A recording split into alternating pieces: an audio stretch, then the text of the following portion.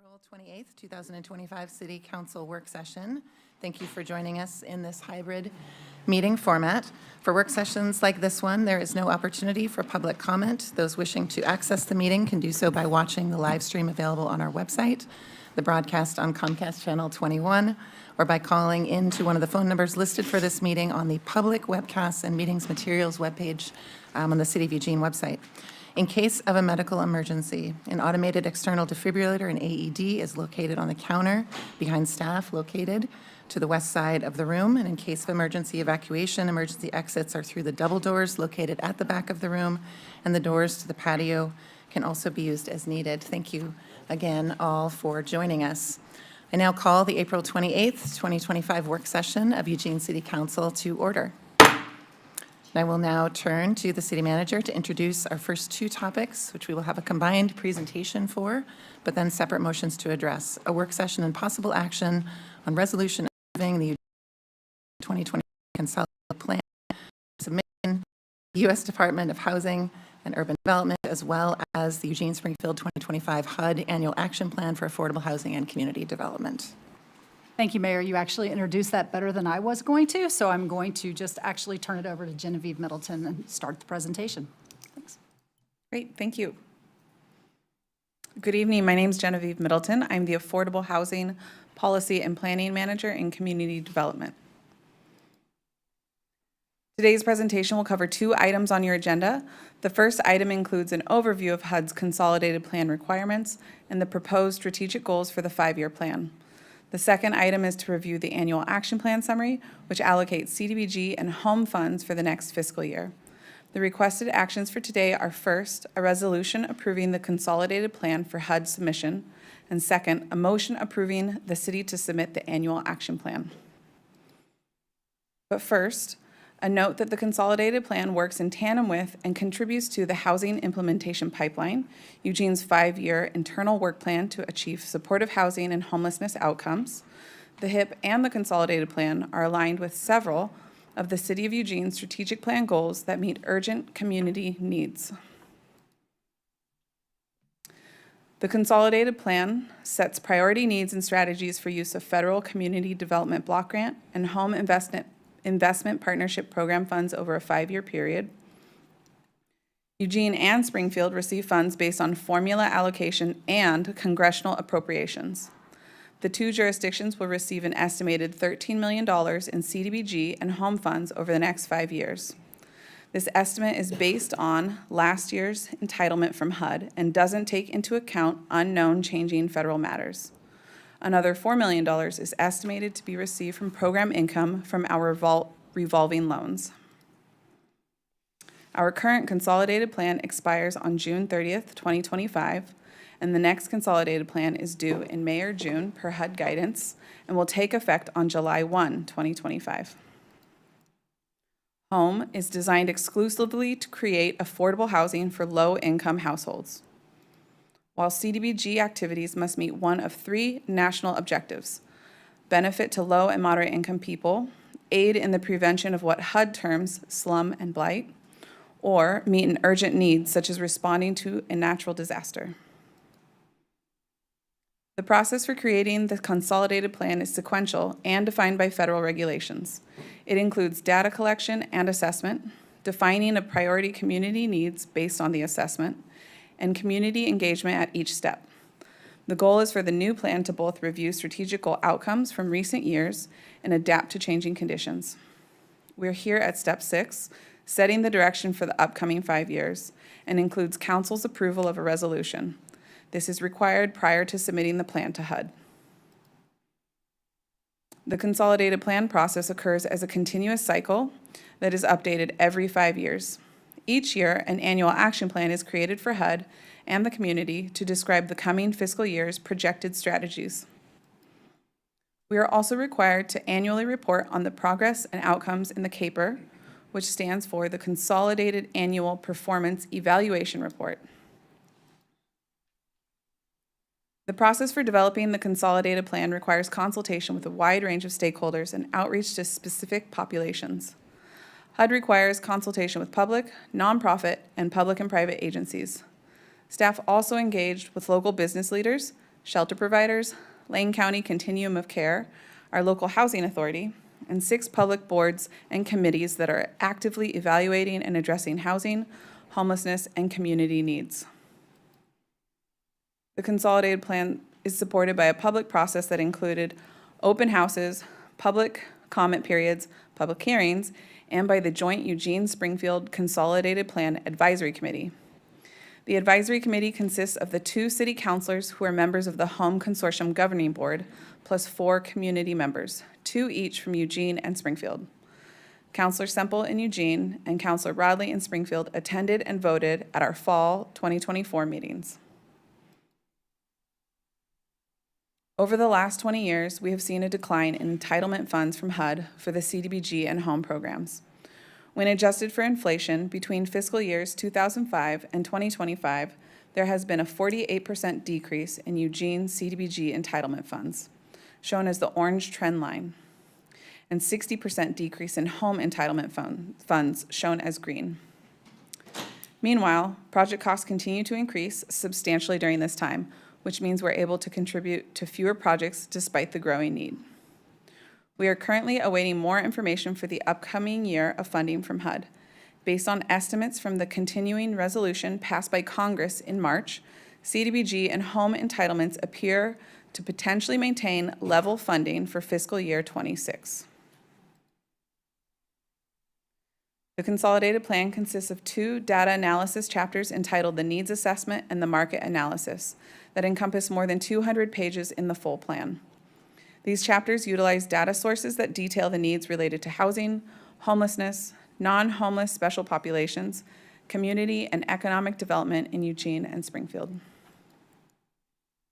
The extensive data analysis, as well as community outreach and stakeholder consultation, resulted in the following 6 priority community needs for income people: renter needs, homeless needs, non-homeless special populations needs, low-income homeowner needs, employment opportunities, and low-income area improvements.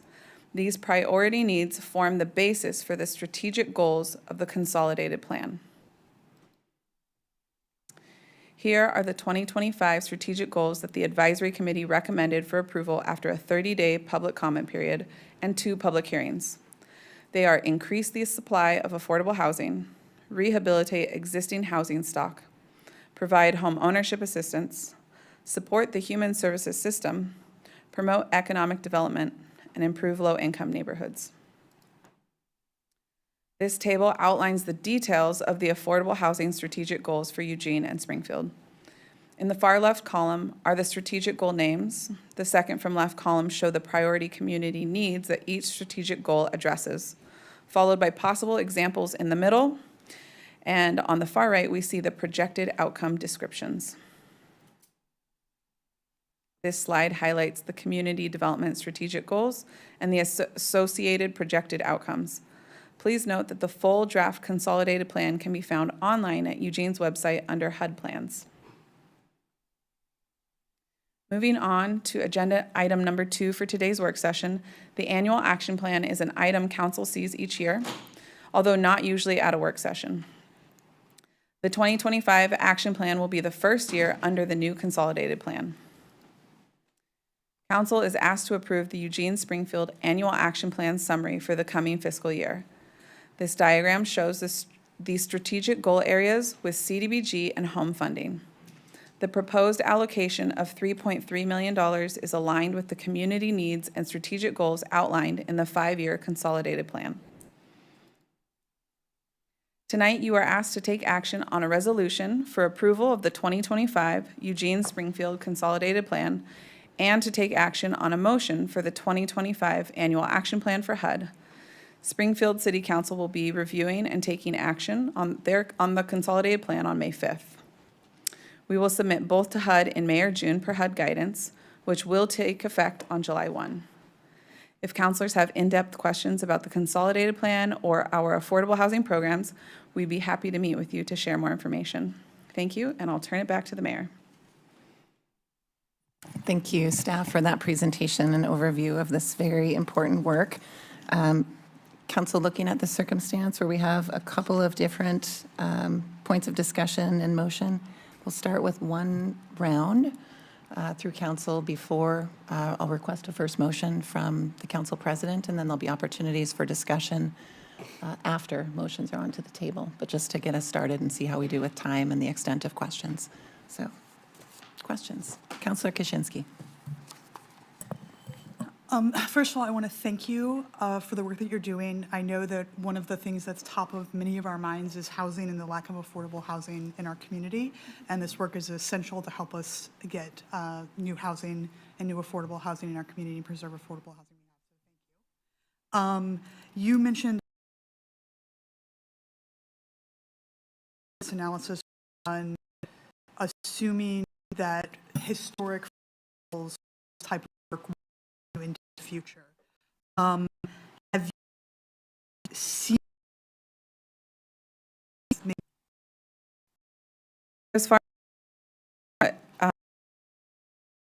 solution, 14 and funding as fiscal year 25.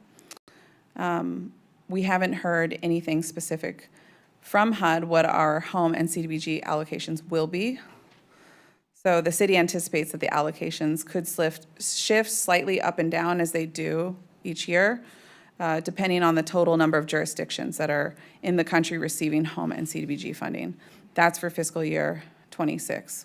We know nothing beyond that. Okay, and then is it normal for you not to know what the allocation is at this point in the year and this point in the process, or would you normally have heard about that already? It can shift from year to year. Say at this time last year, maybe we knew in a couple days, or we knew a few days before. So Okay. it's variable. All right, thank you very much, and thank you again for the work you're doing. Other questions from council? And/or Councillor Keating? Okay, seeing none. Mayor, thank you. Mayor, thank you for asking. I don't have any questions. Yes, go ahead, Councillor Keating. Mayor, thank you. You don't have any. Thank you. With that, I will now turn to the council president to put the first motion forward. Right. Move to adopt a resolution approving the Eugene Springfield 2025 Consolidated Plan. Second. Thank you. Any further discussion? Seeing none, I'll now take a vote for this motion. All in favor, please raise your hands. 1, 2, 3, 4, 5, 6, 7, and 8 on screen. All opposed is 0, and that motion passes with a vote of 8-0. Now turn to the council president for the second motion. Move to approve the Eugene Springfield 2025 Annual Action Plan Summary for use of the Federal Community Development Block Grant provided in Attachment A. Second. Thank you. Any further discussion? Councilor Zelenka? Housing unit aren't subsidized in Eugene, because I've asked it many years, and the answer is no. And so all of our affordable housing is subsidized housing, and if we don't increase the amount of subsidy that we have available, we're not going to get any more than we already do affordable housing. And so there are numerous options for doing that, and someday I hope the council will take that up, because we're still going to be at the same level and never going to dig our way out of the affordable housing hole. Councilor Groves? Thank you, Mayor. Thinking about MUPDs, that a developer has the choice of either making a percentage of their development low-income or affordable housing, or pay into a trust fund. Do we have the amounts that have been paid into the trust fund option over the last, let's say, 5 to 10 years? I don't have those numbers at hand. I'm Will Dowdy, Community Development Director. We've received $400,000 from one project. That's the only one I think that's been paid to date. We have others that are coming soon as we have projects coming out of the ground, but they first have to reach their tax, their assessment before they start paying. So when you say to date, is that just for the last year? That's, 400,000 is the total payment from, the first project that came through the system that has,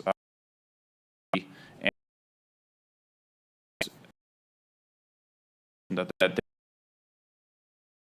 approved and have moved forward with construction that will be paying into the, will be paying the moderate income, fee, but they have not yet done so because they're not yet, into the tax exemptions time.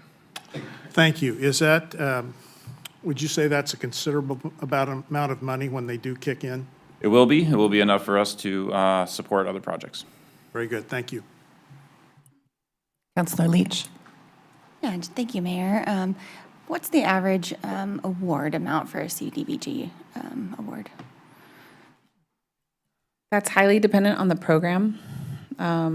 So the different strategies offer different award amounts. Flexible. It is very flexible. And yes. for most of these that are for construction projects, the award getting the CDBG kicks in prevailing wage. Can you repeat the last few words you said? Does it force the project into prevailing wage, no matter how large the project is?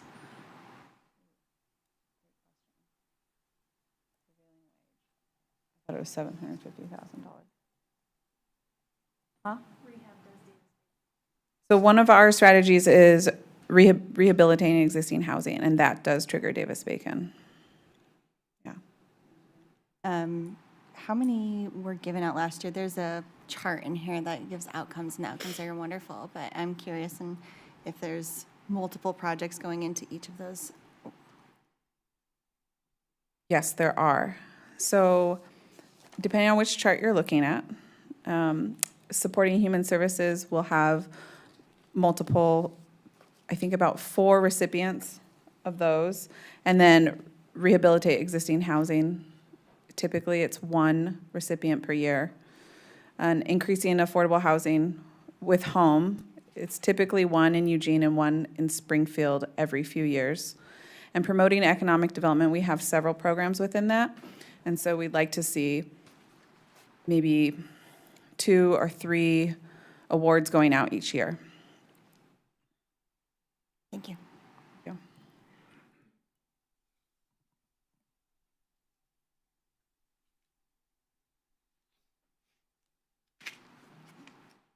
Just checking to see if Councilor Keatings had a hand up or not. Now seeing that he does not, I will take a vote for this motion. All in favor? 3, 4, 5, 6, 7. Opposed, and the motion passes by a vote of 8-0. Thank you, staff, very much for that presentation, and council. I'll now turn to the city manager to introduce our last topic, which is continued discussion of options regarding referendum petition 2025-1. City manager, would you please introduce the topic as soon as that connector comes back to your computer? You can just Thank you. talk amongst yourselves for a minute. If I can figure out that in there.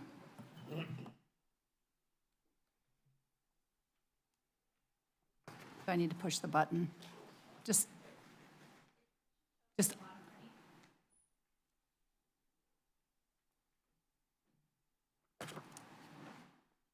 blinking. It's thinking. It's blinking and thinking. It's actually processing.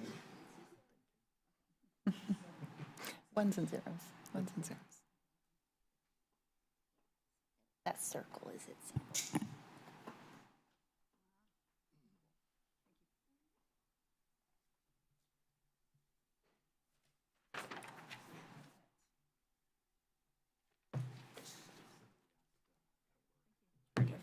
Okay.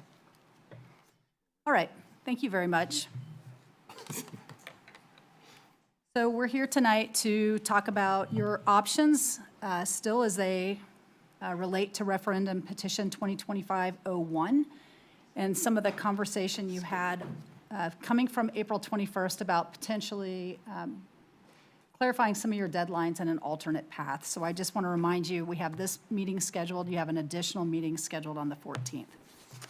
So before I jump into this, conversation of an alternate path, I wanted to just kind of re-ground you in where we're at with the different scenarios that are at play now in terms of dates, because that seemed like it was still a little confusing. And I just want to remind you, as I go into this presentation, assumptions haven't with the this is scheduled additional special meetings anticipated here. And also, as I go through the dates, I think what we're generally going to want to know is sort of where you want to head. For you to remember every specific date related to every single option will be a lot to ask. I don't even know if I have those exactly right, but I'm going to walk through where we're at. So the current path that we're on, if nothing happens, you first started talking about your options on April 9th. And if you actually take no additional action, we're heading for a November 4th vote on the referendum. So that's, if nothing happens, you take no action. You've been talking about the potential of what happens if we want to do it earlier, and previously we were talking about that as a special election because that's the language we've used in the past, and we were talking about August 26th. We now know from Lane County that that's not an option, so we still can do an earlier one, but it has to be an emergency election, and that's a very small nuance. And because it's an emergency election, and the path I'm going to walk through, you have a lot of flexibility, but first I want to walk through what you would have to do just to get to 826. So that I'm going to work myself backwards through this presentation in lots of different ways. So the last day you have to notify the county that you would intend to do that on 826 is July 10th. But before you do that, you would be required to have a public hearing and adopt a resolution declaring why it's an emergency, and that resolution is based on that public hearing. You would need to take action. The way we talked about it is you would take action sometime 10 days prior to that, so it would be April, May-ish. However, because it is an emergency election, if you wanted to go even sooner, there's a way to do that, and I didn't want to overly complicate it. I just wanted to let you know. Actually, if you decided this week that you wanted to go to a public hearing, you could actually do that. We could write the resolution, you could take action, and we could be at a vote as early. You couldn't go any earlier than July 28th. You could go anytime after that. So really, that's the soonest, earliest, and literally you would have to take action today or Wednesday in order to make those dates work. One of the things I'm hoping that we get tonight is an understanding of whether that's actually something you're considering, because if you are, we need to be working on that. Otherwise, we could take this off and just focus on what's next. The repeal path is if you choose to repeal the ordinance, that's the basis of the referendum, you have to let Lane County, we have to let Lane County know by September 3rd or it will be on the ballot. And you could take action on that anytime between now and when you go on break in July. I think I pretty much hit that, but it could be a little bit different. All right. So when we started talking about the alternative proposal, again, I'm going to talk about how do you get it done as quick as you possibly can, not as long. Everything I'm talking about, you could probably push out. But as a reminder, we're having this work session tonight. You've already suggested you want to meet on the 14th. So tonight, we're here to present what we think we heard on the 21st, whatever day that was. Feels like it was yesterday. And that will help us develop information for the 14th. So when we come on the 14th, if you want to move forward, we need to be thinking about getting a ordinance in front of you probably by about the 21st in order for you to hit a June 16th public hearing date. There's a little tiny flex in there one way or the other, but not a lot. So we'd be building some assumptions in pretty quickly on the 14th in order to have a draft in front of you on the 21st. Normally, on the after 6/16, you could take action. You could actually take action on the night you're adopting the budget. And if everything was regular and normal and not an emergency, that would have an effective date 30 days beyond that. However, what I had talked about last week is you do have the option to adopt it with an immediately effective date and it could actually be effective on the same night you're adopting the budget. All right. So here's kind of what I heard you talking about potentially being components of an alternative proposal. One would be, shifting to a temporary fee. And so a decision that will need to be made is what is the recommended time frame for that? Potentially shifting the amount of the fee. And so looking at what the recommended revenue target is will be a decision you need to make. There was a discussion about shifting the methodology. If it's not, a fire fee based on square footage, what's a different methodology? Shifting the focus of the fee and potentially renaming it, and then how do you build in accountability and trust? And I'm going to talk about really how that builds into our longer range work. All right, so before I dive into the time frame, we're going to get into some nuts and bolts of our budget, and you're not going to be able to read all of this. I'm just letting you know that. I will hit the key points verbally. There's just a real good reason why I want to show it, because the length of a temporary fee has financial impacts that you will want to keep in front of you. In the same way, if you were about to buy a house, you would want to be thinking about some of the decisions you make going into that. So this is the forecast that we adopted as part of the 2023 through 2025 budget. So I'm using old information, recycling it just for the purpose of this illustration. This is the forecast that came right out of the budget. We don't actually usually look at this spreadsheet during our budget presentations, and so I just want to walk through why we don't. The first thing that we tend to look at when we're looking at our forecast, which is a 6-year forecast, so we're looking at our total resources, our total expenditures. We're looking at what our unappropriated ending fund balance is, which means 2 months operating expense, and that is a council policy to not lock into that, not to break into that. Then we take out reserves that are dedicated for special things that aren't really flexible. You've already decided how they're going to be spent, and that leaves us with our reserve for revenue shortfall, which when you adopted this budget for this biennium, it was about $10 million. That's what some people consider your rainy day fund, and that is the amount of your reserves that are meant to be able to deal with unanticipated things that come up. For example, these are always a point in time. So even after we adopted the budget, pretty immediately after that, we had a closure of the University District Hospital. Those are the kinds of things that we're making sure we have enough money to be able to serve this community when those things happen. Importantly, we are looking at, as the executive team, when I'm saying we, the CFO, the executive team, we're looking at this bottom number, which is the percent. So when we adopted this, our percent was 2.7%. We're looking for 4%.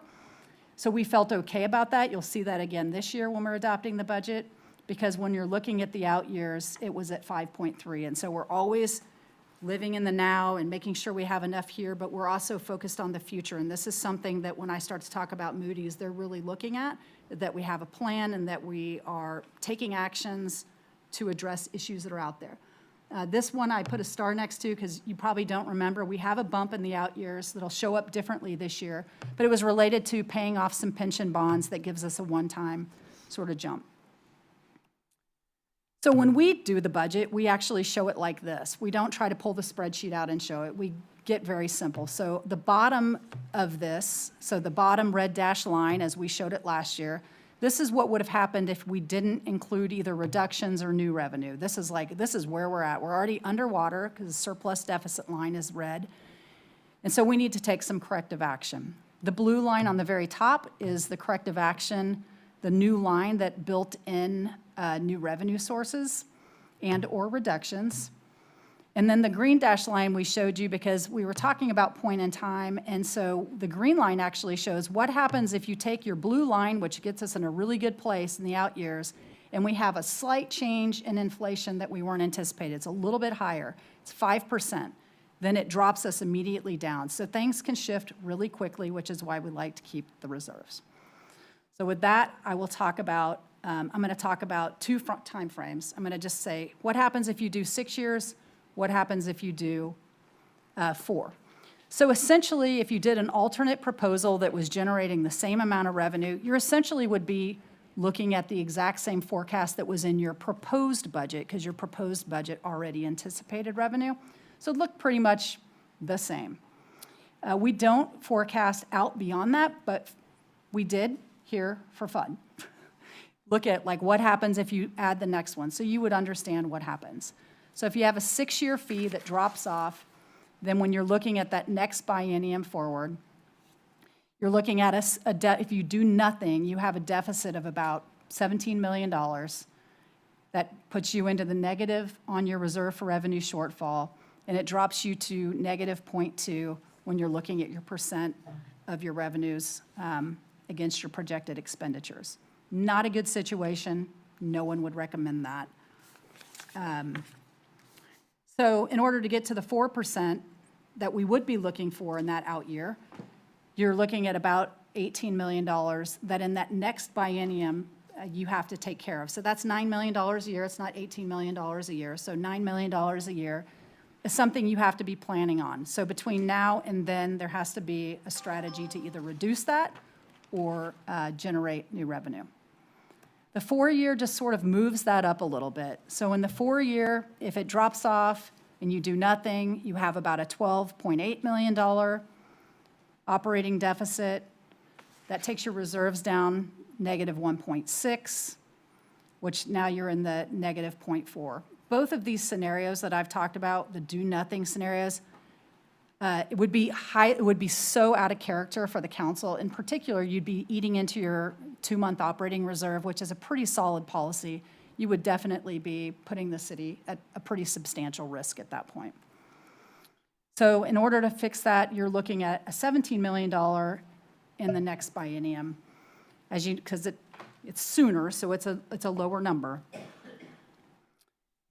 And all of this, when we talk about it, we're not just talking about trying to keep services going, that these are all very important things, but we keep talking about our Moody's rating. And the reason we do that is because we are an agency that gets a credit rating from Moody's. This is separate but connected to our independent financial audit. And it is, essentially determining what our credit, they're the leading provider of credit ratings, research, risk analysis, and they're looking at us and trying to determine what level of risk we have, what ability do we have to pay back our debt, what ability, all of that, like what is our credit worthiness. It's just a big picture, and somebody that works in finance could talk a lot more about it. I do recall being in the interview with Moody's very early in my career in this job, and it was pretty intense. They ask a lot of different questions. They're not just looking at spreadsheets. They want to know how we make decisions. They want to know who's on the executive team. They want to know how long you've been on the executive team, how long you've been in office, what are we doing about homelessness. It is a lot that they're taking into account. And as a result of that, Eugene has had a pretty strong rating for a long time. We're AA1. You can only get higher. The only higher is AAA. Portland and Lake Oswego, I think, are the only cities in Oregon that are there. And these are a lot of the other cities in Oregon. Importantly, I just want to point out, these are all investment grade ratings. So Oregon's doing a great job across the board in their cities of being at an investment grade. But when you're moving up and down, it can have a difference in your point spread and what you may pay in interest. So even a downgrade, even being still at an investment grade but moving down, can cost the city more in interest rates in the long term if we're borrowing. So again, it's really about measuring our risks, our borrowing costs, investor confidence, even people that are coming to invest in this community, and the confidence our community has and service impacts that are related to this. I did want to also point out, Moody's also does a credit impact score that's related on, they call it an ESG, so it's based on environmental, social, governance issues. Not directly as part of the score, but it kind of fills in the edges of some of the things I was just talking about. Like, what are the environmental risks to this community? What are the social risks to this community? How are we governed? How is the elected body making decisions? What kind of policy do they have? And all of that goes into the ESG score. And the only reason I'm actually mentioning it is the only other city in the state of Oregon besides Eugene to have a CIS1 is Portland. So when you look at the governance in particular, they pointed out very strong governance. You have a good reputation going forward. So all of that factors in, and these will be things that I'm thinking about when you're talking about potentially shorter-term solutions. So the next piece was revenue target. As you know, our current proposal has $8 million of kind of stabilizing funds and $2 million of new revenue. To make it go away, this is not a comparison. An alternate could be, is it an $8 million? These are not things we need you to decide. Is it $8 million in restoring kind of what was in the proposed budget, or less or more? And is there, some sort of other one-time funds? I couldn't recommend doing ongoing services with a short-term fee, but there may be other one-time investments that you would want to consider. And so figuring out what that number is going to be important. The methodology, this is probably where you're going to spend, if you decide to move forward, probably a little bit of time. This tends to be an area we spend a lot of time, and there's really only a couple of ways to do it. One is what was sort of proposed, which is you have a rate and you're multiplying it times a variable like square footage or gallons of water used or other things that tend to be a rate times something being used or something you can measure against. As opposed to previously where you have kind of the city service fee was proposed as a set amount per variable. I think it was a set amount for residential and a set amount for commercial. Importantly, when we talk about trying to be simple and really efficient, the most efficient thing will be to be using existing data and using existing billing information and systems. So, of course, and we say it all the time, it's always going to be the most efficient to work with eWeb if they will work with us to administer, because you're not doubling in. We've had these conversations for a long time, and we understand the challenges that presents to them, and so that's why the relationship is a long-standing, important one, and we'll have to work and see if that's something that's possible. But if it is possible, and we were actually able to use some of their data, like how they do their customer classes right now, it could actually be potentially much quicker and more efficient. So I just represent that. Focus and name. If it's shorter term and you're focusing on reductions that are in the amended budget and you want to calculate it differently, we were just playing around with some ideas. Of course, there's a million options, but if you wanted to really make it clear, you're establishing a temporary city services stabilization fee, you could go with something like that. Or a temporary city operations fee, which is essentially what you're doing. Or a temporary community service fee. You have to decide how you want to call it, but I think it'll be important to call out the temporary nature of it. That seems to be an important quality that I heard the group talking about last week. All right, this is going to be like this bizarro animated color chart. So I just want to ground you a little bit because it can get very confusing. It's even confusing for long-term employees to really understand when you're moving between a calendar year and a fiscal year. So I just want to, just point out. So when we're going across the top, we're in our calendar year. We're going to celebrate that in January with some Martinelli's cider. And then we're going to move into 2026. And our budgets sort of don't move in that same fluid motion. So when you drop down to the next line, the little blue location point is kind of where we are now. You're about to adopt the blue budget, which won't start until July of this year. And that's what all of these conversations, we're living in the yellow budget, we're about to adopt a blue budget. And then later, when we get into calendar year 27, you'll be living in the blue budget and you'll be adopting the orange one. I know that's overly simplified, but I think it'll be helpful. The reason why I think this matters is when you start to talk about how do you build in oversight or accountability on what is considered to be a very short-term, one-time kind of fee to provide that operational stabilization, I would want to propose that actually where you want to engage the community in our accountability and oversight is actually in the long-term work. And so I'm going to work backwards again. So I'm going to start with the orange budget that we'll need to adopt in 2027. That work actually comes to an end for us in a decision-making way in December and January. That's how it always is. The exec team we have finished, we have handed it to finance, and they are now building those into the systems and balancing and making sure all of that works.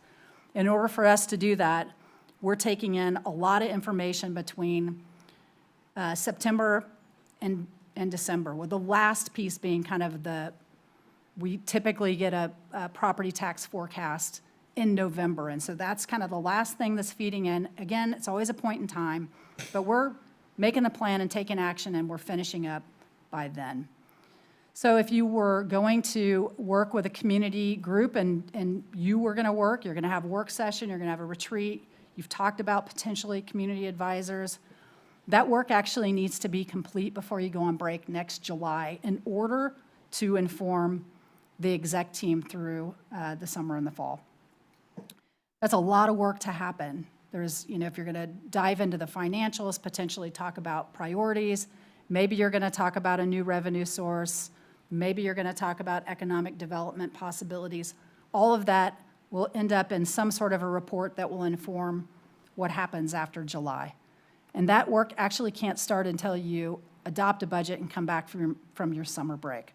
So that's why it's like these things, it feels like when you're talking about 2 years, feels like a long time from now, but it's actually not that long when you start looking at how you schedule your meetings, how we work, how much information has to come in. In the meantime, depending on what you do here, your decisions will be sort of lockboxed into the 25 through 27 budget, and it'll be like all the other general funds. It's in there, you kind of know what to expect, and unless something really changes and we're here with a supplemental budget, that's what you have to expect. Then you're going to do this work, you're going to do it with or without the community advisors, you're going to do that work. You're eventually going to adopt another budget that will lockbox in those decisions that have come out of that. So you have really two accountability strategies of the budget, the supplemental budget. It would be hard to imagine if you were really just kind of backfilling some of these things where you would use the community advisors in a way that's different than the rest of the general fund. So that's why I present it this way. So that what we're looking for today is there other information you need? If there's a path you're sort of interested in or not interested in for May 14th and any other things. And again, one thing that would be great to get off the table is if the majority says, you know what, we're either doing November or we're not doing it, that would actually be really helpful, and we can stop trying to figure out how to make that happen. And that's it. Thank you. Yeah. Thank you, City Manager, for all of that information. I'm resisting the urge to make you walk us exactly through that accountability process and calendars one more time, but I know we're going to have more time to talk about this. Yes. Okay.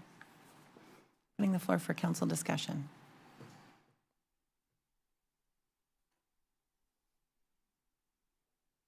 Councilor Ye. Sure, I'll take a stab. So I myself don't think the emergency path seems like a good idea.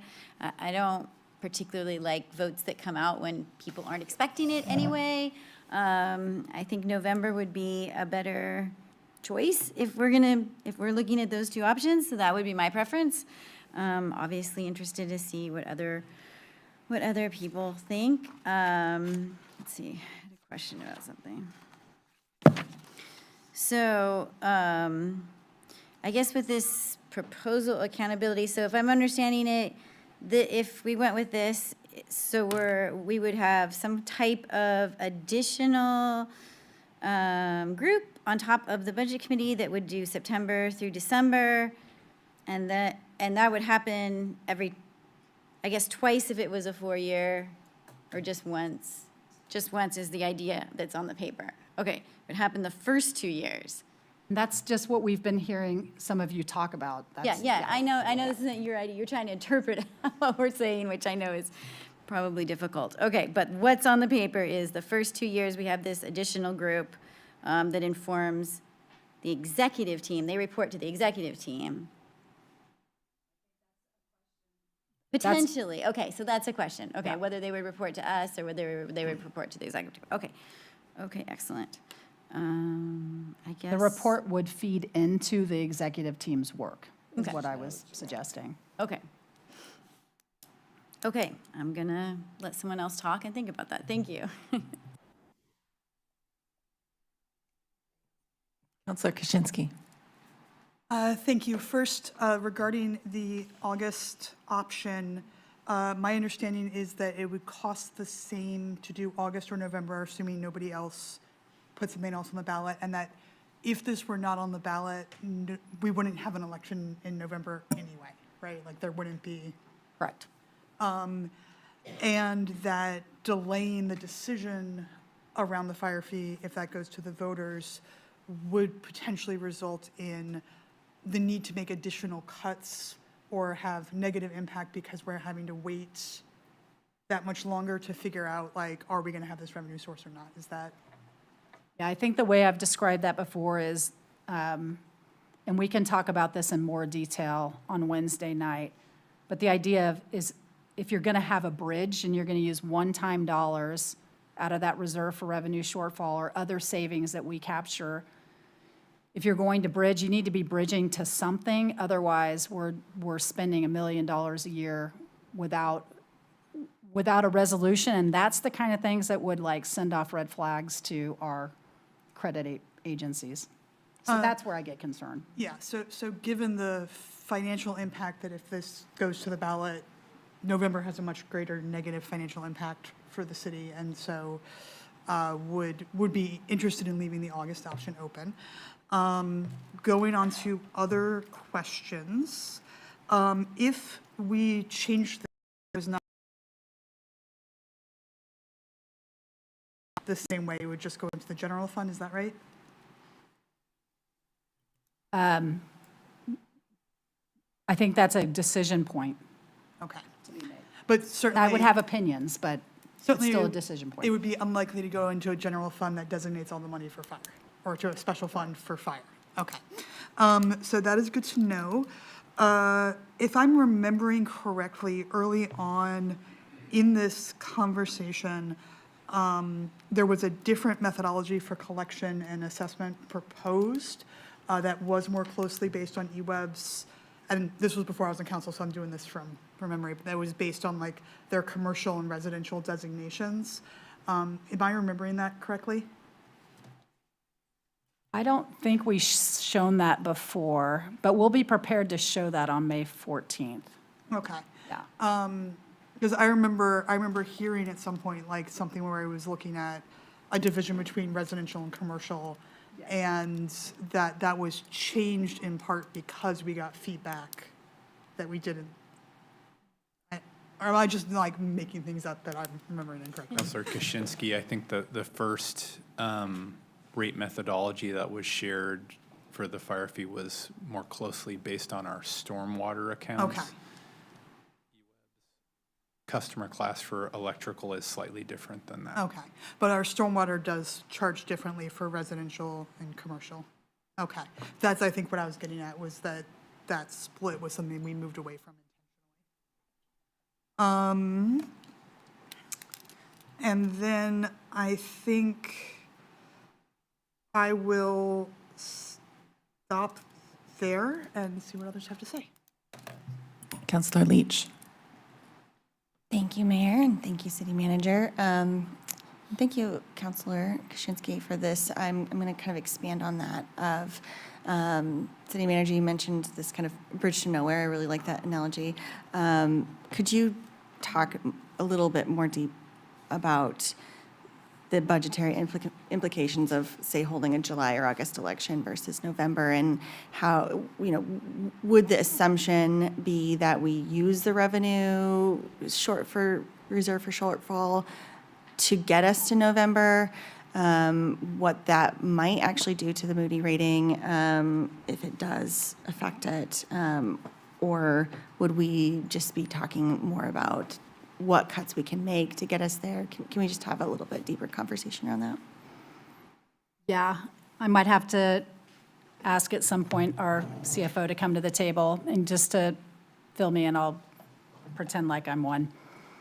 We've definitely taken some steps, and you'll see in the budget, we have accumulated some one-time dollars in order to be able to bridge.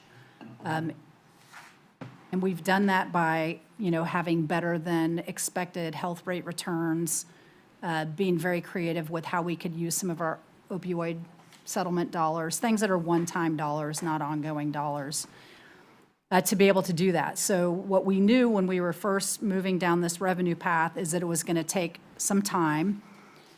If EWEB said yes or if they said no, either way, we were looking at a minimum of 6 to 8 months before we would be able to collect. And so we felt like it's about $1 million a year was being anticipated, and so we needed to have about $1 million a month if we were going to bridge those services. If you knew the revenue was coming and we had a path and we had a mechanism and we're working on it, we feel pretty confident about that.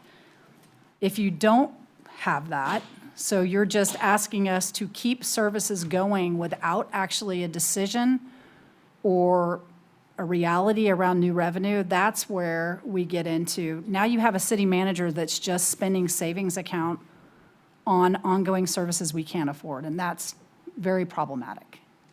I wouldn't be able to propose that, if that makes sense. Did I answer it? I think so.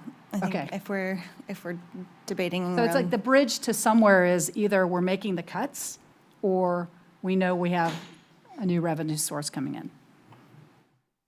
So we're looking at, if we are saying we're taking this to a November election, we're having to close down a lot of the things that we know are going to be ongoing services. And then assuming that if it does pass, then we would be trying to bring those services back up and running, and that seems really expensive and hard. Yes, and I apologize, because I like to be super, super consistent in all the different ways I say things to you. And you're right, so if we are just bridging to an election, I'm going to have a real different feeling about that, because there's no certainty to that. So we would be looking at making as many reductions as we could and transitioning down. And we're already going to have to do that. So some of our bridge funds are going to have to transition us through contractual requirements around employee notifications, continuing programs that may get cut off midstream, so we're not, impacting families that have counted on things that are already scheduled and paid for. So there's some ways in which we'd have to bridge, but yes, you're right. Bridging to a vote is a much different, it's more of a, I would call it we're ramping or sort of off-ramping and not bridging to stay with roads. Thank you. And say we did put in place a new measure that has some of these changes. What's the timeline in terms of that then actual bridge to what you see? I think it depends. So if you feel like if you put that in place and it's not challenged and we can count on it, then we will be able to bridge to that. Yeah. Great. Thank you so much. I will wait till the next round, I think, to ask more questions. Councilor Groves and then Councilor Keating. Thank you, Mayor, and thank you, Sarah, and to your team for putting this together. I know this is difficult work and can be gut-wrenching. Nobody likes being in this situation, but yet here we are. I tend to favor what Councilor Ye said about the November election. I think we need time. I've never believed rushing things, no matter how much pressure we feel to make decisions here, is a good solution. I still think we have some prioritization work that needs to be done, no matter what we do and where we land on. As I've said a number of times, I definitely want to respect the process that has been underway and the referendum petition that was initiated by members of our community legally and collected the required signatures, and I want to be careful how we approach that. As we start looking at how do we get from where we are to where we need to be, I'm okay with bridge funding that's a bridge to somewhere, but I'm not for, as you said, a bridge to nowhere. That's just burning up important reserves that we may need for other emergencies. And this isn't an emergency. This is a crisis, for sure, but it's not an emergency, and we need to approach it thoughtfully, carefully, and do the hard work. And then the last thing I want to say is I really, really want to see us take advantage of that model that Salem used. City of Salem brought in people with expertise in managing large budgets from their community that helped them work through the process, helped them look at the budget with a fresh set of eyes. And actually, it sounds like it was a really good process with some great outcomes. These big business people, and I'm talking CEOs and CFOs of large corporations, came in, and they thought they were going to find all kinds of waste, and they just didn't find that. We've got a credibility problem out there right now in our community. And so we need to be thoughtful about how we approach this so we improve credibility and not take it to an even lower level. So I'm very conscious of that. I am going to be watching that closely for at least my vote and whatever influence I can wield. But I want to be very thoughtful in how we approach this and the work that we do. Thank you. Mayor, can I jump in really quick? Yes, Sorry. please. So one of the things that I've anticipated in all of this is that when each of you talks about, even though you may have all 8-0 voted to have a retreat on long-term sustainable budget, I think it's possible that each of you have a different idea about what that means and how you get there. And so, you know, our intent would be we kick this whole thing off with a work session or two talking about how you want to craft that, what you mean by that, and how you do or don't want to include an outside community group. So you're going to have time in this, no matter what you do, to have that conversation and determine how you want to move forward with that. Thank you. Councilor Keating. Thank you, Mayor. Thank you, Sarah, for the sobering news. Whether it's a off-ramp or a bridge, whether it's an emergency or a crisis, I would submit that the alternative naming schemes, I say this with all due respect, lack some urgency. Moreover, I'm confused about the branding, potential branding of the third option, temporary community services fee, if memory serves. The word temporary makes me think that I would be supporting something that is temporary, that the services would be temporary. So I would be wholly opposed to even branding as the word temporary. I'm opposed to the community over city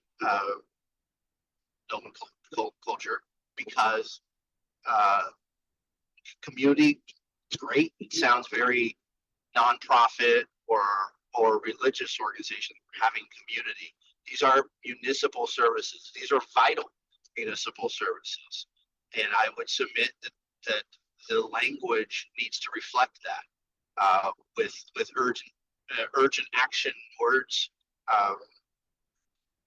verbs like restore or save in the naming mechanism. Like my colleagues have said, November is far more palatable than August. There's a bill working its way through the Oregon legislature related to recall reform that would put, if passed, any recalls at the next regularly scheduled special primary or general election in order to save taxpayer dollars and encourage more participation. As we've seen, when elections are held and at non-traditional times, they tend to dampen the turnout. And if this goes to a vote, a high stakes vote, I would want to see the maximum amount of Eugene voters turning out to the polls. It's my hope, however, that there is, to adopt the roadway concept, an on or off ramp for an alternative pathway that saves these vital services while finding ways to generate revenue or pause the bleed. In either scenario, city manager, is there an opportunity for us to discuss hiring freezes and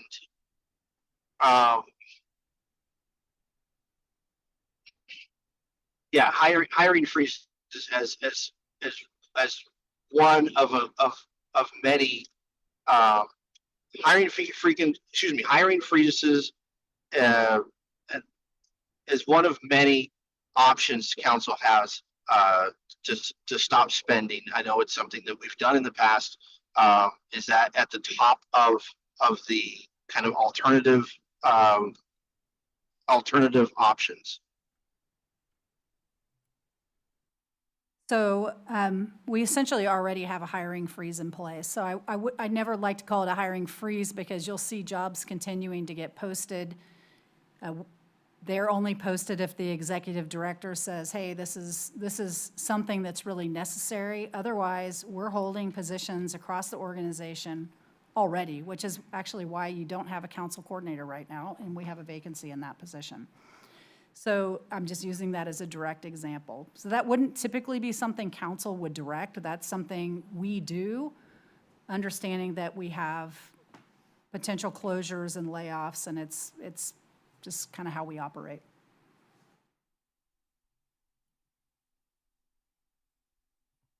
Thank you, Councilor Clark. Thank you, Mayor. My initial idea about how we proceed has always been to address the long-term problem and for us to look at necessary but unfortunate cuts until we can address the long-term problem. That's what I wanted to do in the first place. Alternatively, my suggestion was to bring forward the motion to, if we're going to do this fee, at least let the voters vote on it and send it to them in May, so we'd know before all of this nonsense what the answer would be. We elected not to do that. So I've been asked by a lot of people I respect to consider all the alternatives because we're in a difficult position. And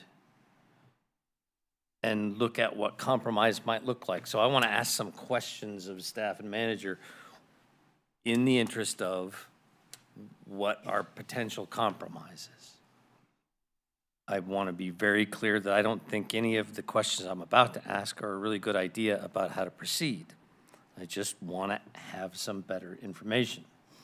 So, manager, did I hear you say that September 3rd is the deadline to say we revoke the fee? Yes. While I have a hypothetical for you. Where is she? There she is. You're not going to like it. No one's going to like the answer to me asking this question. Absolutely no one. I can think of some people who will be very angry with me for even asking. But hypothetically, would a 20% increase to the payroll tax produce about $5 million a year? Are my numbers close to right in the rate of the payroll tax? Approximately. Okay. Is there anything that you know of in our initial motions that prohibit that created it? There's a charter amendment that prohibits an increase to the payroll tax. It's capped at the current rates in charter. Well, that's all very good news you'd have then. to change We're all the very charter. safe from my silly questions. Okay? I'm simply asking this as a means of saying, what are all of our full slate of options for how we might get from here to there without having to close pools and everything?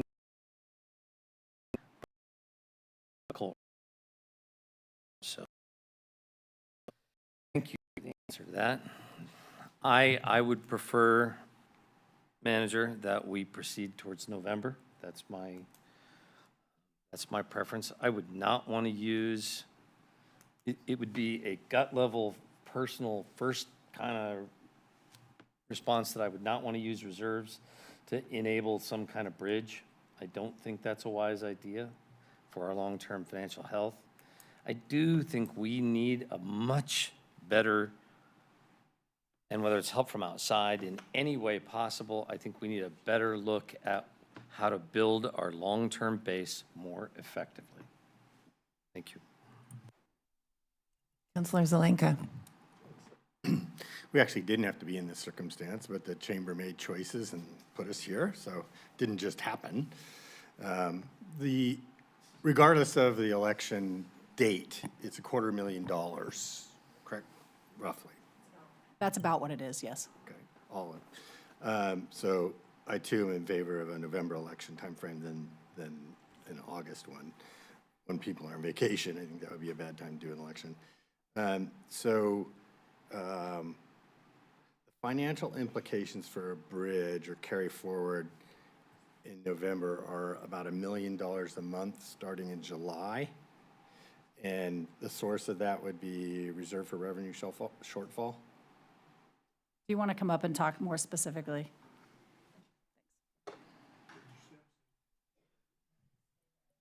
I will. I'll just stay here. Thank you for the question. So the way the amended budget has the stabilization dollars is those flow into reserve for revenue shortfall. It would be about $1 million a month to bridge to a November election, and so we would need to utilize funding from reserve to get us to a November election. I previously stated the places where we're finding those savings to put into reserve. The concern I have, and the reason why it's harder, is that if we're not able to start discussion about billing, so let's say it passes in November, we're still 6 to 8 months from being able to bill for that. That's why I said it gets really tricky there. So we would be only bridging things, in this case, that we absolutely needed to. Yeah, that was my next question. How long would it take to put it in place? 6 to 8 months after 4 months. So talking about a year. And so that would wipe out the reserves for revenue shortfall plus some, because that's at $10.2 million. It starts to get pretty difficult. And as you can imagine, we don't want to be investing, and I'm sure our partners at the Water and Electric Board, nobody wants to invest a lot of money into something that they have no certainty around, is this going to happen or not?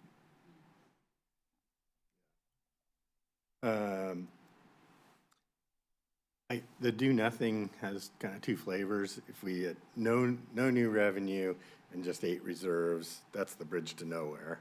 I get that. Not a good plan. But if we have a November election, then it's not a bridge to nowhere. It's an off ramp to the November election, and that would be 2 extra months after August. But if we did a third option of a temporary fee and say it's 4 years with sunset by council action with accountability mechanisms in it as a straw proposal, what's the process to do that? If would we repeal the fee? There wouldn't be an election, and then we do a community education investigation process about our budget, and we'd have to finish that by June and then put that in place. But is that basically the process? You can repeal the fee anytime between now and September 3rd. That does not preclude you from continuing to talk about an alternate path. You can talk about that alternate path all the way up to September 2nd, or actually till you go on break in July before you repeal. That doesn't preclude it. What we were putting forward was the quickest path you could get to having some resolution prior to adopting your budget or parallel to adopting your budget. Yeah, I get that. And I'm assuming that a repeal, we would do that if we had some place to go with that, which would be a compromise of a temporary solution with an education investigation process that we'd conclude. In that circumstance, is it still a year before you start collecting any money and you still have the $12 million to come up with? I think from whenever we have certainty of a fee, meaning it's effective, like if you did something where it's effective on June 23rd or it's effective on July 23rd, from that point forward, we have 6 to 8 months. And that's really like if things go well before we're collecting. If you wait until August, September, October, November, so for example, you wait until the vote, it's 6 to 8 months beyond that. I have a question about layoff notices and how that works. So if we know there's going to be budget cuts, if people get laid off, there's bumping rights, seniority rights. Is that organizational, or is that union specific? Or so then all these people start doing musical chairs in the organization, but we lose potentially within specific programs, the ones identified in the budget cuts, we lose that expertise and experience around those. That's my fear about what. Yeah, what so would we're happen. already in that process, so we're Right. we're As soon as you working, announce every union has a different timelines and different requirements, and our non-represented employees have different dates as well. So we're, I don't have the spreadsheet right in front of me because I have this right here, but we have all of that. So we would be giving employees their final sort of notice when you adopt the budget, depending on what you adopt. And then there's some timelines that go from there. That would be in June. But currently, people know, everybody in the organization who may be impacted by the amended budget knows that, and they're all able to sort of move into other vacancies as they are qualified and able. I'm not the smartest person to talk about this. Or actually, I might be the smartest, but I'm not the most educated in all of our HR stuff. So, right, and these are real people with families and mortgages, and they have to do what's right for them, so all that's gonna, all that musical chairs is probably gonna happen regardless of where we are. All right, thank you, Mayor. We go to Councilor Evans for a first round, and then we'll come to second. Councilor Evans. Okay. This is a more difficult question, but I think it's one that is roaming around a lot of our minds in terms of how many positions do we have budgeted? Because what we're really talking about here is in terms of the cost of employees, talking about salaries plus benefits, retirement, all of that. How many positions do we have currently in the budget that are not filled, that could go away? Okay? It could go away, and we could begin to kind of balance things out by saying, we are not going to do this, hire X, Y, and Z, knowing that it would handicap us in certain ways, but would still provide some initial savings without us filling certain positions. You see where I'm going with this? Well, I see where you're going. Vacancy savings. Essentially, right now, we have many, many positions held vacant, anticipating we're going to be doing a layoff. So we have that. What you're suggesting is a budget where we just cut all the vacant positions, which would include a lot of positions that I couldn't recommend you keep vacant. There's, every day we have. Well, not all So the people vacant retire. positions, but Now, we could strategically. provide you a vacancy report. I mean, Yeah. that's available on our website. I just don't remember what the total number of vacant positions are right now.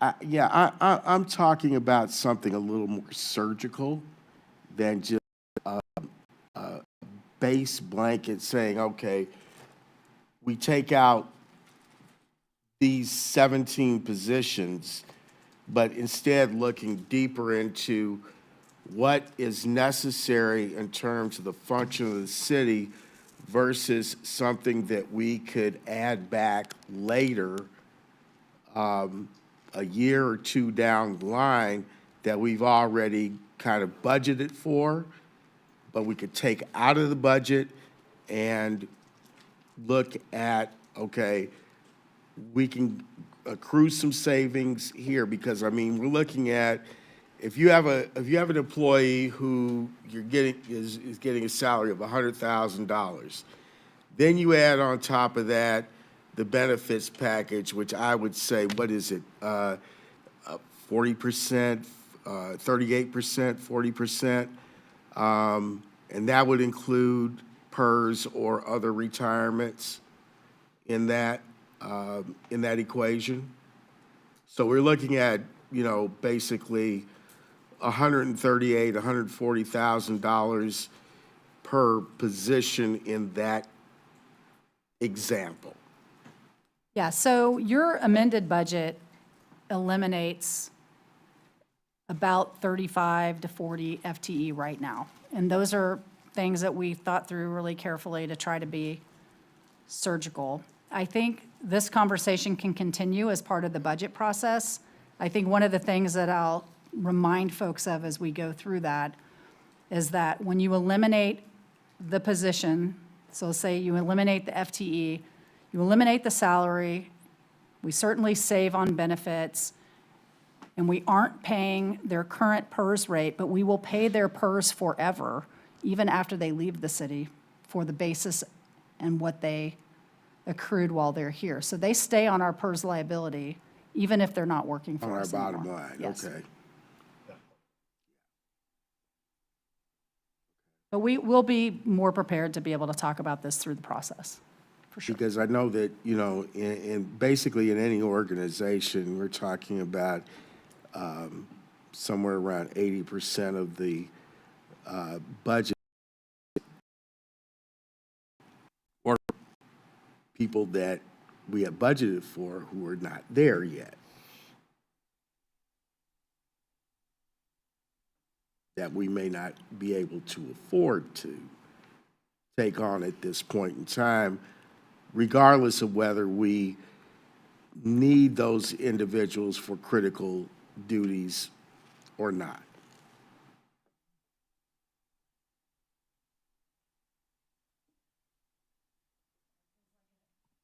I'm not answering because that feels like an opinion, not a question.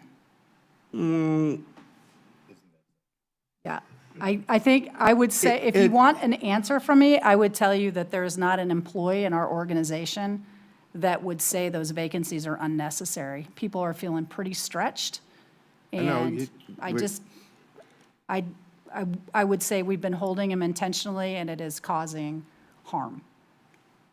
And I get that. Once you start reducing staff, then other people have to pick up the load in other areas, and then you're asking them to do more with less, and then you're increasing the level of stress that you have on existing staff to get the work that needs to be done.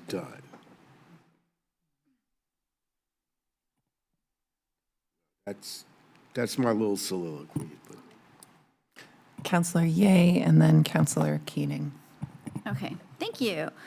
So it seems from our conversation today that we need to make a decision about whether we're going to present something different to our community sooner rather than later. So it would be nice if we made that decision and, kind of focused in our discussion on, if we're going to do that, what's it going to look like? So I'm going to throw some stuff out there that I am thinking about, because it feels like we're kind of dancing around this a little bit, and we need to start getting into specifics. So I'm thinking it makes sense to me that maybe we target restoring our proposed budget, so that's the $8 million number that we've been talking about.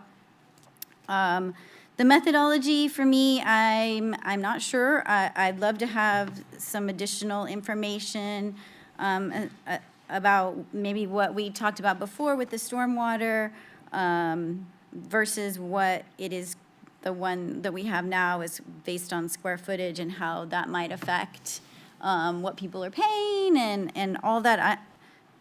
For me, I'm not really sure. I really don't know what the best, if we're going to change it, what the best thing to change it, or if we should just leave it where it is.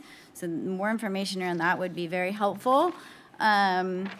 while I'd like 6 years, I could live with 4. I think 2 bienniums gives us time to reach out into our community, learn more, do some education, and all that. Less than that, I think, is not a good idea and would be probably detrimental to our ability to provide services. As far as a name change, I'm kind of leaning towards city services fee, but also not like super married to that idea. The community outreach that you suggested, that was on the sheet, having a group come together. Oh, I'm on the wrong page now. What was it? Oh, here we go. September through December of during FY '25, I guess is how it is.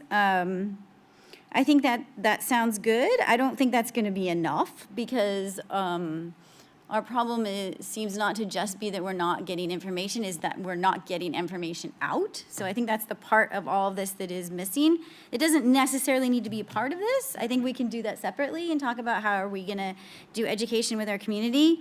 The only other thing I would say is if we're going to get a group of community advisors together, I don't think you need to be a CEO to know what your community needs, so I would want this group to be diverse. You can just be a working person and know what you need for your community to run efficiently. So I would like to make sure we have a good mix of folks. I like to harken back to when we did that group with Democracy Now! I think that was great, and we were able to pull in a lot of folks from a lot of varied backgrounds in many ways. And that group was really effective. And, I'm out of time. Okay. Councilor Keating. Thank you, Mayor. Apologies to the entire team. I wasn't able to see these as I was driving, so when you were talking about temporary, you're not talking about the actual title. Obviously, it's an ordinance establishing a temporary. So my apologies. I still don't like any of them, but no, not shocking, sorry. The sunset timeline, at 4 to 6 years, it's my understanding that originally the chamber was advocating for a 2-year. You've heard me at the dais advocate for a 10-year. So I could live with any of that in that range, that 4 to 6 year range. When would that start date be? When does that clock start ticking, and what are our options? How flexible are we as to when we would start that? So I don't know if I'm totally understanding it right, but I think you would be essentially adopting a fee that would carry you through the next 2 bienniums, so that the next one would either be that election or some other type of revenue, or what if you're 3 or 5 year, and you're adopting a biennial budget. So for example, if you went 3 years, when you get to the orange piece next year, you're reducing, you're going to have to, wow, that was cool. I don't know why it did that. Whoa. You would be adopting a biennial budget that already has to identify cuts. So you'd have $9 million of cuts in the orange year that you would have to identify if you only have a 3-year fee. Okay. Right. Back to the topic of vacancies, not filling positions or hiring freeze. In addition, I'd like to explore early separation incentives. And just, okay, here's a couple examples. I'm just, similar to my colleague from the north, I'm going to say something that's probably going to make some people really uncomfortable. So I'm going to preface it with extreme apologies. City Manager, you announced your retirement coming up in December of '25. I can't thank you enough for your service. This council has has taken action to have 2 assistant city managers. If we were to say we're going to have a hiring freeze on one of those three, CM, assistant CMs, and hire within, that's a big ticket freeze. We have a police auditor vacancy right now. If we're going to say we're going to promote from within, and rather than hire someone to nationally come in that would cost significant dollars, that would be essentially a freeze, even though we are obligated by statute to have a police auditor. We could hire from within and not bring a manager in. And then I would like to hear your input on that. I hear it, that it's an unorthodox concept, but in addition to that, well, I'd like to hear your thoughts on that, City Manager, and then I have a follow-up. Sure. I don't think it's an unorthodox concept. I think that, idea of freezing, hiring within, cutting positions, these are all things that our executive team has been talking about for the last 10 years. I mean, every budget pretty much that we've proposed, we're looking at how to best do that. So you're wading into a lot of operational detail, so that's what I'm mostly looking at, is like, council doesn't usually weigh in on hiring freezes, or should we do an early separation? That's clearly within the scope of my work and the executive team's work. And so those concepts are already being floated, we're already working on them. So I will say this, you guys might have a different opinion and you get to decide. Even when we adopted the biennial budget last year, the 23 through 25 budget that had $25 million worth of reductions, we make investments. We continue to make investments to make a bigger impact in the community. And we made a decision. I put forward hiring a second assistant city manager and restructuring us so that they supervise departments in order to make decisions faster, do a lot of things. And I think we've seen some impacts from that people have been pretty happy with. So to reverse that, sure, you can do that, but you'll have impacts. And I think you need to really weigh those. Thank you. Of the 35 to 40 FTE that are potentially on the elimination page right now, how many of those reflect represented positions, or how many are temporary positions, and how many are managerial positions? Yeah, there's several hundred temporary positions that I did not mention. We usually just talk about our regular full-time exempt employees. And I don't remember the breakdown right off the top of my head. I don't either, but we certainly can. We will present all of this on Wednesday, yeah. That's part of what's happening, is you're getting into like Wednesday's budget discussions as part of this, and I see how they're together. Councillor Leach. Thank you. I do want us to refocus. We have 2 minutes. So I think if we're not taking it to an earlier election, we need to think about how we're going to structure something that's an alternative. The temporary fee, yeah, I would like to see us in a 6-year cycle because of how the budget forecast works. And I was told that if we ask for 6 years, we can go down to 4. If we ask for 4, it's a lot harder to go back up to 6. I'd like us to examine a 6-year, what a 6-year temporary fee would look like, in knowing that we can go down from there. The amount of the fee, we can look at the, what is it? What'd you say? It's called restore the proposed budget. Use that $8 million, but I think we need to start prioritizing within that. The methodology, I would defer, Sarah, to your expertise on that. I'm not able to choose something like that, but yeah, something simple, something easy that we can implement as much as possible. Renaming the fee, if it's something like emergency city services, something like that we can designate, but is general enough that we can kind of wrap around what it is paying for.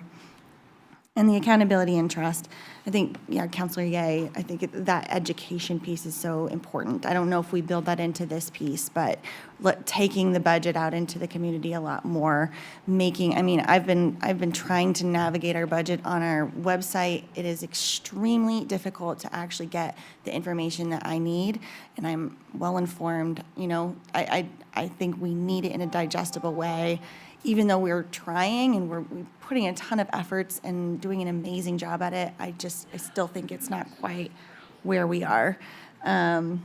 So that's how I feel like we can move forward for the May 14th session. And I don't know if we have an ability to extend this session by 10 minutes. Sometimes we're told that this one is not because of staff time. It's going to be really hard because we're down one person. Okay. We have to convert the room. No problem. Thank you. Yes, I just want to make a quick observation that Councilors Zelenka, Clark, Kaczynski, and Evans, all of you have requested time to discuss. We do have 90 minutes on May 14th to continue this discussion. Thank you, thank you. And feel free to reach out to me in between. yes, that was going to be my next follow-up comment, that given that we're at time and that this is an ongoing discussion and that Wednesday will also be, I think, a robust opportunity to learn a lot more about a parallel integrated issue with our budget presentation, I'm going to move forward to conclude our agenda today, unless there's any objection to that. Thank you so much. With that, then, this concludes our agenda, and I now close the April 28th City Council work session. We are adjourned.